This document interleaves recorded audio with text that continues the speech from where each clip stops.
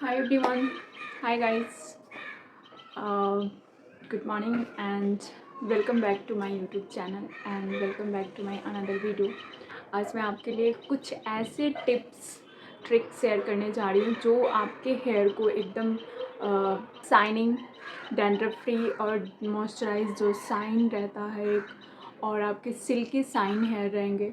बहुत सारी गर्ल्स, बहुत सारे स्कूल गर्ल्स और कॉलेज गर्ल्स अभी ना इतनी को hair fall, dandruff, dryness, frizzy hair, मतलब आपका सब कुछ ठीक रहता है, आप खाना पीना बिल्कुल सही करते हो, फिर भी आपके हेयर थोड़े ड्राई रहते हैं, बहुत सारे डैंड्रफ हो जाते हैं। आप इतने सारे केमिकल, इतने सारे शैम्पू, अलग अलग तरह के शैम्पू यूज़ करते हो, बहुत सारे एक्सपेंसिव शैम्पू यूज़ करते हो, हर तरह के यूज़ करने के बाद भी आपके हेयर उस तरह के नहीं रहते जिस तरह के आप चाहते हो। तो आज का टॉपिक उसी पे है कि मैं अपने हेयर को किस तरह से ख्याल रखती हूँ। और मैं ज़्यादा सीरियसली बोलूँ गाइस, मैं अपने हेयर पे बाहर की चीज़ें पे कुछ भी एक्सपेंस नहीं करती हूँ, मैं बिल्कुल भी नहीं करती हूँ। आपके घर में बहुत ऐसी चीज़ें हैं जिससे आप अपने हेयर को एकदम बिना 1 रुपया खर्च किए, मतलब 1-2 रुपये तो खर्च करना पड़ेगा ही भाई, क्योंकि आपको विटामिन नहीं एंड ऑल कुछ भी ख़रीदने के लिए जो जो घर में अवेलेबल है, जो किचन आपके किचन में अवेलेबल है और जो नहीं है, उसको होममेड रेमेडी मैं आज आपको शेयर करने जा रही हूँ जो आपके हेयर के लिए बहुत ही इम्पॉर्टेंट है। तो फर्स्ट अभी क्योंकि विंटर अभी जस्ट गया है और गर्मी अभी जस्ट आया ही है, अभी भी कहीं कहीं पे बहुत ठंड है, बट मैं जो बोलने जा रही हूँ गाइस यहाँ पे फर्स्ट पॉइंट जो है डैंड्रफ, जो कि बहुत से लोगों को प्रॉब्लम होता है, वो हाउसवाइफ हो, वो ऑफिस जाती हो, वो कॉलेज गर्ल्स हो, वो स्कूल में हो, हर किसी को डैंड्रफ सभी को प्रॉब्लम होता है। हेयर फॉल का प्रॉब्लम सभी को होता है, कुछ लोगों को नहीं होता है जो अपने हेयर का बहुत ख्याल रखते हैं। फिर उसके बाद किसी किसी के हेयर बहुत अच्छे रहते हैं, मतलब लंबे हैं, बहुत सही हैं, बट उन ड्राइनेस का रहता है, फिजी हेयर बोलते हैं जिसको। तो इस सब रिलेटेड आज मैं आप लोगों के साथ कुछ बातें करूँगी, मतलब इस टॉपिक पे ही मैं मेरा आज का वीडियो रहेगा। इसमें मैं कोई भी प्रैक्टिकल ज्ञान नहीं दूँगी, तो पहले से मैं बोल दे रही हूँ गाइस। तो फर्स्ट डैंड्रफ के लिए आपको मैं जो घर पे यूज़ करती हूँ एकदम नेचुरल, इससे आपका डैंड्रफ सीरियसली गाइस, अगर आप इसे 2-3-4 बार अगर फॉलो करते हो, मैं नहीं कहूँगी, गारंटी नहीं दूँगी कि अगर आप एक बार ही ट्राई किया और आपका हेयर डैंड्रफ फ्री हो गया, ऐसा नहीं है। कोई भी ऐसा प्रोडक्ट नहीं है जिससे आप वन टाइम लगाओ और आपके डैंड्रफ फ्री हो जाएंगे। तो उसके लिए आप अगर उसे रेगुलर, मतलब 2 से 3-4 बार अगर लगाते हो उस रेमेडी को, तो उसके बाद आपके हेयर पे एक इफ़ेक्ट जो आपको पता चलेगा कि हाँ मेरा हेयर में डैंड्रफ है या नहीं। क्योंकि आजकल इतने सारे एक्सपेंसिव प्रोडक्ट है, इतने सारे एक्सपेंसिव प्रोडक्ट आ चुके हैं मार्केट में, जो बहुत सारे लड़के हाँ वन टाइम में इस तरह का ऐड ऐसे देते हैं, लाइक आप अगर लगाओ और बस मतलब आपका हेयर ऐसे जादू मैजिक है जो लगाने के बाद ही ख़त्म हो जाएगा। बट मैं वो सब कुछ भी नहीं करती और मैं ज़्यादा एक्सपेंस भी नहीं करती हूँ उस सब चीज़ों पे। तो मैं अपने हेयर का कैसे ख्याल रखती हूँ, मेरे भी डैंड्रफ हो गए थे और विंटर में हर किसी के डैंड्रफ होते हैं, ऐसा नहीं है कि आपके हो रहे और मेरे नहीं हो रहे, मैंने बहुत ख्याल रखा है इसलिए नहीं। सभी के डैंड्रफ थोड़े ना बहुत बहुत होते हैं।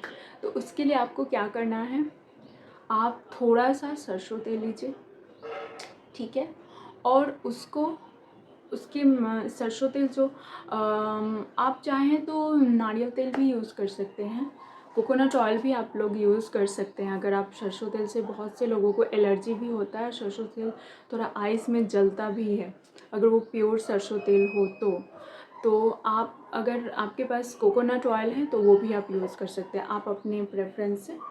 तो मैं जो करती हूँ वो मैं आप लोगों के साथ शेयर कर रही हूँ। तो सरसों तेल को लीजिए और एक नींबू लीजिए, सरसों तेल में नींबू का रस निचोड़ के डालने के बाद उसको अच्छे से मेल्ट कीजिए, अच्छे से बहुत अच्छी तरह से मेल्ट करने के बाद उसमें हल्का सा एलोवेरा जेल मिक्स कीजिए, थोड़ा सा ही मिक्स कीजिएगा। उसको भी अच्छी तरह से मेल्ट करने के बाद बहुत अच्छी तरीके से मिलाने के बाद आपने जो नींबू का कटा हुआ पार्ट वो उसे फेंकिएगा मत।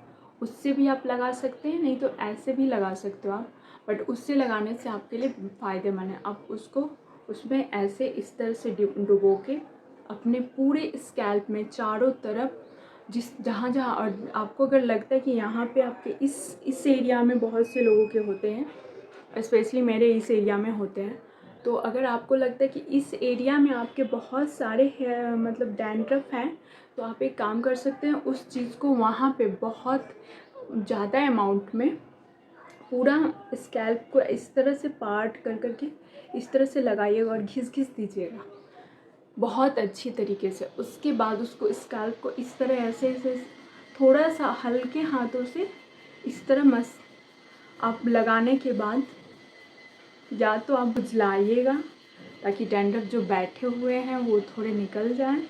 इस तरह से आप उसे अप्लाई करने के बाद पूरे हेयर में अप्लाई कर लीजिएगा और 2 से 3 घंटा छोड़ के उसके बाद आप शैम्पू कर लीजिएगा। ये था फर्स्ट डैंड्रफ के लिए। अगर इससे भी किसी का नहीं जाता है तो आप एक काम कर सकते हैं, आप पहले अपने हेयर में ऑयल की लगाइए। ऑयल लगाने के बाद कोई भी ऑयल लगाइए, उसके बाद वो लगाने के बाद आप जब शैम्पू कर लेते हो, शैम्पू करने के बाद आप अपने हेयर को बिल्कुल भी वैसे मत छोड़िएगा। शैम्पू करने के बाद आप नीम पत्ता जानते हैं, नीम पत्ता सभी के, अगर किसी का अवेलेबल नहीं हो घर के पास तो आप मार्केट में भी नीम पत्ता मिलता है, और ये तो आप नीम पत्ते को बॉईल कीजिए। एक किसी भी छोटा सा तसला या कुछ भी हो उसमें बॉईल करिए। गर्म पानी में नीम पत्ता को डाल दीजिए, वो फूटने लगेगा, बहुत ज़्यादा ही फूटेगा। बॉईल करने के बाद उसके पानी को ठंडा कीजिए। ठंडा करने के बाद या तो आप किसी बॉटल में उसको रख सकते हैं, अदरवाइज़ आप उस ठंडे पानी को पूरा अपने हेयर को अच्छी तरह से स्काल्प में ढाल करके या फिर ऐसे ऐसे करके, बॉटल में रखने से क्या है आप इस अच्छी तरह से स्प्रे कर पाएंगे। उसके बाद आपको धोना नहीं है, उसी तरह से छोड़ दीजिए, क्योंकि नीम पत्ते में ऐसी चीज़ें हैं जो आपको भी मालूम है वो आपके हेयर के लिए बेनिफिटेड है, वो स्किन के लिए भी बेनिफिटेड है।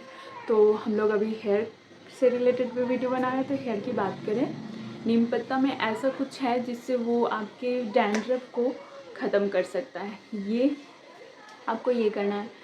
फिर बहुत से लोगों के हेयर फॉल होने का बहुत ही अभी सुन रहे हैं आप लोग हर जगह पे कि हेयर फॉल, मेरे भी हेयर फॉल होते हैं, ऐसा नहीं कि मेरे हेयर फॉल नहीं होते, मेरे भी बहुत ज़्यादा हेयर फॉल होते हैं। जिस दिन मैं शैम्पू करती हूँ उस दिन और ज़्यादा। बट इसके लिए मैं क्या करती हूँ अपने घर पे, जो मैं करती हूँ वो आप लोगों के साथ मैं शेयर करने जा रही हूँ। मैं उसके लिए 2-3 तरह से मैं अपना हेयर मसाज करती हूँ। सप्ताह में मैं एक बार धोती हूँ, क्योंकि विंटर था तो मैं एक बार धोती थी, बट अब गर्मी के मौसम में हेयर को आप अच्छी तरीके से 2 बार सप्ताह में बिल्कुल भी वॉश कीजिएगा, बिकॉज़ ये बहुत ही इम्पॉर्टेंट है। बहुत से लोग सोचते हैं हेयर वॉश करने से आपके हेयर फॉल होंगे बहुत, ये वो, ऐसा नहीं है। आप और बहुत से लोग सोचते हैं कि तेल आप बहुत ज़्यादा लगा के रखोगे तो आपके हेयर फॉल एकदम नहीं होंगे, एकदम मतलब हमेशा लगा के रखोगे, तो ऐसा कुछ नहीं है। अगर आप ज़्यादा हेयर वॉल लगाते हो उससे भी आपके स्कैल्प में डैंड्रफ हो जाते हैं। ये याद रखिएगा, इस सीरियसली गाइस, इससे भी होता है। हेयर फॉल रोकने के लिए क्या करना है, सेकेंड नंबर जो पॉइंट है हेयर फॉल का, उसके लिए क्या करना है, मैं जो करती हूँ, मेरा प्रीवियस आपने दो वीडियो भी देखा होगा जो कि मैंने डिटेल में डाला है पूरा, किस तरह से ऑयल मसाज करना है, किस तरह से आपको शैम्पू करना है, किस तरह से आपका हेयर में सीरम लगाना है, ड्राई करने का process, each and everything detail video एक डाला है, तो आप देख सकते हैं जा कर के। तो मैं जो करती हूँ, आप हेयर में ऑयल डेफ़िनेटली सप्ताह में एक बार लगाएं ही लगाएं। अगर आपके पास ज़्यादा टाइम नहीं है, आप वर्किंग वूमेन हो, तो सैटरडे नहीं, मतलब जिस दिन आपके पास टाइम अवेलेबल है, आप नहाने के 2 से 3 घंटे पहले हेयर को मसाज कर लीजिए ऑयल से, उसके बाद शैम्पू कर सकते हैं। तो उसके लिए क्या करना है, आपको एक कटोरे में कोकोनट ऑयल, मतलब नारियल ऑयल, और उसमें आलमंड ऑयल भी ले सकते हैं या फिर कोई भी आप ऑयल ले सकते हैं। जैसे एक और ऑयल भी मिक्स कर सकते हैं, मैं आलमंड ऑयल ऑलवेज़ मिक्स करती हूँ, वो ले सकते हैं। और या तो विटामिन ई और या तो नींबू का जूस, ये 2 मिक्स करके सकते हैं आप। तो एक कटोरे में क्या क्या लेना है, नारियल ऑयल लेना है, आलमंड ऑयल लेना है, थोड़ा थोड़ा उसे मिक्स कर देना है। और अगर विटामिन ई डाल रहे हो, विटामिन ई डाल के आप उसे हल्का गुनगुना कीजिएगा। उसके बाद उसको छोड़ दीजिएगा थोड़ा सा ये हो जाने के लिए। और उसमें अगर आप नींबू डालें तो आप सिर्फ़ और सिर्फ ऑयल को गर्म कीजिएगा, ठीक है। तो हाँ जी, तो फिर उसके बाद आपको जो क्या करना है, उस तेल को मिक्स विटामिन ई और आलमंड ऑयल और कोकोनट ऑयल को जब आपने गुनगुना किया, उसे आपको अपने स्कैल्प में इस तरह से पार्ट पार्ट करके लगाना है, पूरे पूरे स्कैल्प में लगाना है।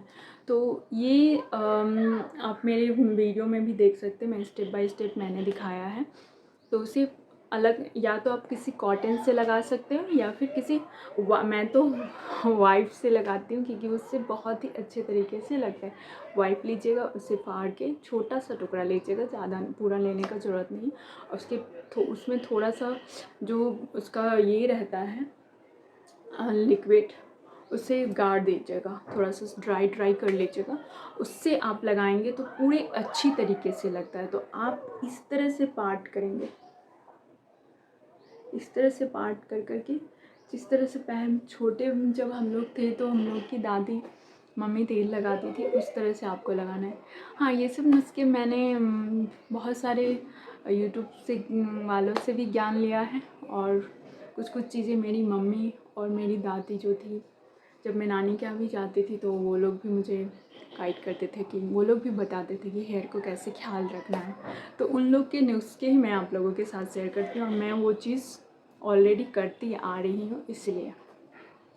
तो उसे आप अच्छी तरह से लगाने के बाद, अगर आप सैटरडे को लगाए हो नाइट में, आप नाइट में भी लगा सकते हो, बट नींबू का जूस एकदम मत दीजिएगा। नींबू का जूस अगर दे करके लगाएंगे तो आप लगाने के 2 से 3 घंटे के बाद वॉश कर लीजिएगा।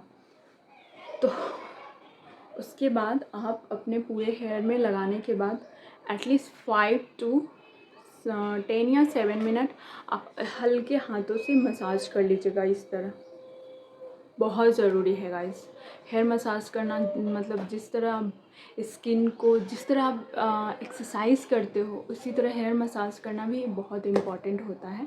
उसके बाद मसाज करने के बाद 2 से 3 घंटे के बाद आप हेयर वॉश कर लीजिएगा। हेयर पे जो अप्लाई करती हूँ उस टॉपिक, ये था आज का, मैं आज यहीं पे समाप्त करती हूँ। ये था आज वाला वीडियो। अगर आप लोगों को अच्छा लगा होगा तो प्लीज़ टू कमेंट करके बताइएगा, और अगर अच्छा नहीं लगा होगा और कोई सजेशन है तो वो भी आप मेरे को कमेंट करके बता सकते हैं। Bye guys, love you.